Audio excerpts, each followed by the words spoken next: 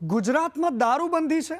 સાંભળવામાં આ વાક્ય કેટલું મીઠું લાગે છે, પણ સત્ય એ છે કે આ બંધી માત્ર કાગળ પર છે. કાયદાના રક્ષકો આ કાગળના વિમાનને ઉડાવીને મજા લઈ રહ્યા છે. કારણ એ છે કે ધૂળેટીનો તહેવાર છે. અમદાવાદમાં જનતાએ પોલીસનું કામ કરવું પડે છે. પાટણમાં ધારાસભ્યને એંગ્રી યંગ મેન બનીને લોકો વચ્ચે જવું પડે છે. પોલીસ સ્ટેશનને ગજવવું પડે છે. દારૂના અડ્ડા પર જનતાની રેડ પાડવી પડે છે. આ સ્થિતિ છે આપણા ગુજરાતની. ડ્રાય સ્ટેટ ગુજરાતમાં દારૂબંધીની હકીકત દેખાડતો આ પુરાવો જોઈ લો. આ કોઈ ફિલ્મનું શૂટિંગ નહીં, પરંતુ અમદાવાદનું શાહપુર છે, જ્યાં હોળીના પવિત્ર તહેવારના રંગોની નહીં, પરંતુ દારૂની છોડો ઉડી રહી છે. શાહપુર પોલીસ સ્ટેશનની ગણતરીના અંતરે જ દારૂના અડ્ડા ધમધમતા હતા, પણ કદાચ પોલીસને મોતિયા ઉતરી આવ્યા હતા. એટલા જ માટે સ્થાનિકોનો પિત્તો ગયો અને તેમણે જનતા રેડ પાડી દીધી. એટલું જ નહીં, દારૂડિયાઓને પકડીને રિક્ષામાં નાખ્યા. તેમ છતાં પણ પોલીસની નિષ્ક્રિયતા એવી કે વિડીયો વાયરલ થયો અને ત્યારબાદ પણ સાહેબો હજુ સુધી તપાસના નામે ગોદડા ઓઢીને સૂતા છે. હવે પાટણ જિલ્લાની આ હકીકતને પણ જોઈ લો. પાટણના રખાવ ગામમાં ધાર્મિક મહોત્સવ ચાલતો હતો. બાજુમાં દેશી દારૂની ભઠ્ઠીઓ ધમધમતી હતી. સ્થાનિકોએ પોલીસને ફોન કર્યો તો સામેથી જવાબ મળ્યો કે અમને ટાઈમ નથી. પછી શું? લોકોએ પોતાના જનપ્રતિનિધિને જગાડ્યા. પાટણના ધારાસભ્ય કિરીટ પટેલ જ્યારે લોકોની સાથે પોલીસ સ્ટેશન પહોંચ્યા તો પોલીસની બોલતી બંધ થઈ ગઈ. દેશી દારૂ ગાળવાનો સામાન પોલીસ સ્ટેશનના આંગણે લવાયો. પોલીસને તેની અસલી જવાબદારીનો અરીસો બતાવ્યો. ધારાસભ્યનો આક્રોશ તેમનું નિવેદન આપી રહ્યો છે અને કિરીટ પટેલ સીધો જ આરોપ લગાવી રહ્યા છે કે પીઆઈ ચૌધરી હપ્તા ખાઈને બુટલેગરોને પંપાળી રહ્યા છે. પૈસા જ લેવાના, ધંધો જ કરવાનો છે તમારે. બોલા પીએન બોલાવે દેશી દારૂની શું આપી દીધી યાર?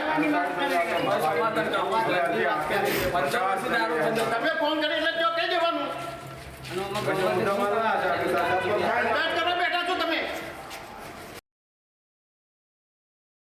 જો કે કિરીટ પટેલ માત્ર આટલું કહીને ન અટક્યા. તેમણે ત્યાં સુધી કહી દીધું કે શું પોલીસ સ્ટેશન એ પીઆઈના બાપનું છે? આ વાક્યમાં પદની ગરિમા ભૂલાઈ ગયાનો આરોપ પણ છે અને સાથે જ જનતાના આક્રોશની આગ પણ છે. કેમ કે જ્યારે જનપ્રતિનિધિના ફોન પણ પીઆઈ ઉદ્ધતાઈથી કાપતા હોય ત્યારે સમજી લેવું કે બુટલેગરોના હપ્તાની હવા કેટલી ગરમ હશે.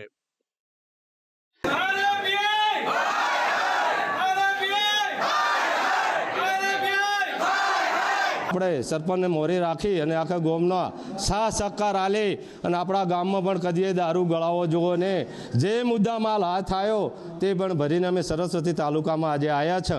તેઓનો જે પોલીસ કે કર્મચારી મોટામાં મોટો હોય તે પણ ઓનો નિકાલ લે એવી અમારી પ્રાર્થના છે. શાહપુર હોય કે રખાવ ગામ, કહાની એક જ છે. પોલીસની ઢીલી નીતિ અને બુટલેગરોને મળતું મોકળું મેદાન. રખાવ ગામમાં પવિત્ર પ્રસંગમાં જે રીતે દારૂ વેચાયો એ તંત્રના મોઢા પર લપડાક છે. ધારાસભ્યએ તો હપ્તાખોરીની તપાસની માંગ કરી છે, પરંતુ શું ઉચ્ચ અધિકારીઓ પોતાના જ વિભાગના કાળા ઘેટાઓ સામે એક્શન લેશે? કે ચંદુજી મણાજી ઠાકોર કે જે લિસ્ટેડ બુટલેગર પણ છે તેના ત્યાં તમામ ગયેલા અને ત્યાં એમણે શોધખોળ કરતા 4 લીટર દારૂ અને 70 લીટર જેટલો હોશ મળી આવતા પોલીસ સ્ટેશન જાણ કરતા પોલીસ સ્ટેશનથી પ્રથમ 112 અને પછી તુરત જ પીઆઈ શ્રી સરસ્વતી પેટ્રોલિંગમાં હોય પહોંચેલા અને ત્યાંથી કુલ 3 ઈસમો ચંદુજી મણાજી ઠાકોર, સોનજી બાબુજી ઠાકોર અને રમેશજી બાબુજી ઠાકોર એ દારૂની ગેરકાયદેસર પ્રવૃત્તિ સાથે સંકળાયેલ હોય તેમને પોલીસ સ્ટેશન લાવી અને તેમની વિરુદ્ધ કાયદેસરની કાર્યવાહી કરવાની ચાલુમાં છે. ગુજરાતમાં દારૂબંધીનો અમલ કરાવવો એ પોલીસ માટે ટેક્સ વસૂલવા જેવું બની ગયું છે. જનતા રેડ એ પોલીસની નિષ્ક્રિયતાનું પ્રમાણ છે. જ્યારે કાયદો રક્ષકોના હાથમાં રમકડું બની જાય, જ્યારે જનતા રણચંડી બનીને મેદાને ઉતરે. શાહપુર કે પછી પાટણની આ ઘટનાએ સાબિત કરી દીધું કે જનતા હવે પોલીસના ભરોસે બેસી રહેવાની નથી. બ્યુરો રિપોર્ટ, સંદેશ ન્યૂઝ.